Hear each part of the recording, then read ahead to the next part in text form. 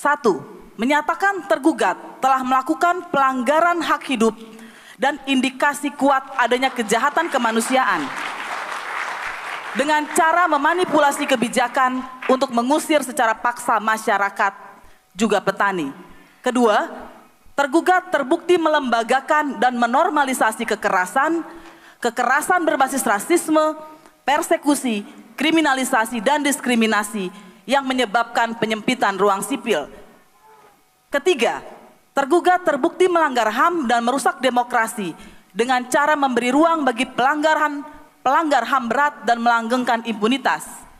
Keempat, menyatakan tergugat terbukti telah gagal melaksanakan tugas konstitusi, yakni mencerdaskan kehidupan bangsa dengan tidak melaksanakan tugas pemenuhan hak atas pendidikan warga negara, terlibat secara aktif melakukan komersialisasi pendidikan dan pendudukan atas kebebasan akademik.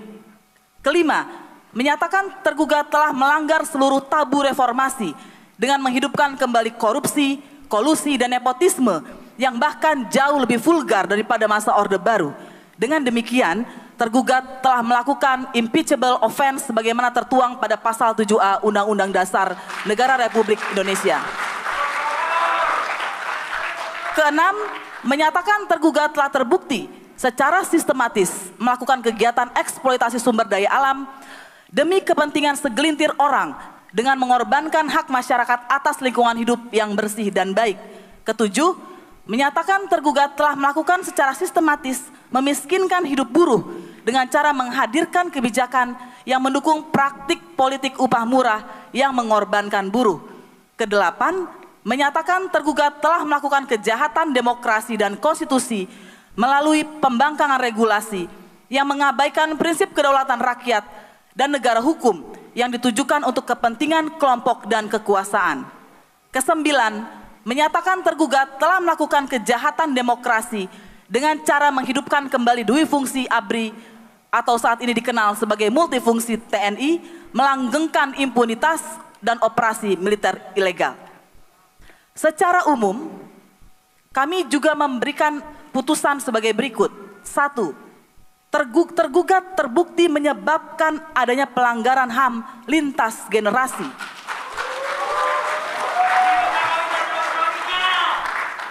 Kedua, tergugat terbukti memundurkan demokrasi, antara lain mengembalikan dui fungsi TNI Polri, melemahkan lembaga dan gerakan pemberantasan korupsi, serta memberlakukan kembali asas domain fair clearing dalam pertanahan dari masa kolonial.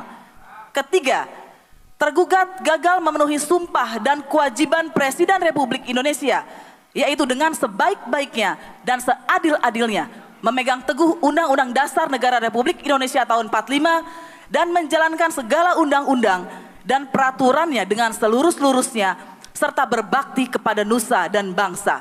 Keempat, tergugat terbukti melakukan setidak-tidaknya pengkhianatan terhadap cita-cita kemerdekaan dan pendirian negara yang ada dalam pembukaan Undang-Undang Dasar 45, korupsi dalam arti luas, dan garis miring atau terbukti melakukan perbuatan tercela.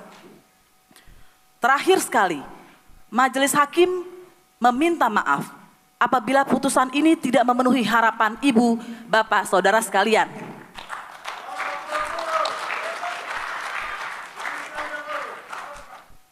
Kami sadar pengalaman tercerabut dari tanah, mengalami kekerasan dan diskriminasi, kehilangan anak, orang tua, saudara, dan berbagai pengalaman pelanggaran HAM lain tidak akan pernah bisa hilang dari memori kita. Bahkan saat mendapatkan pemulihan, bekas itu akan terus ada.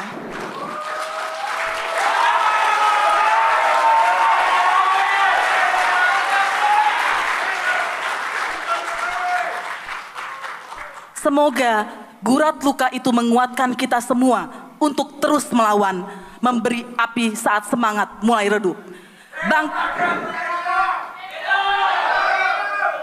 Bangkitlah jiwanya, bangkitlah badannya, demi Indonesia Raya teruslah melawan.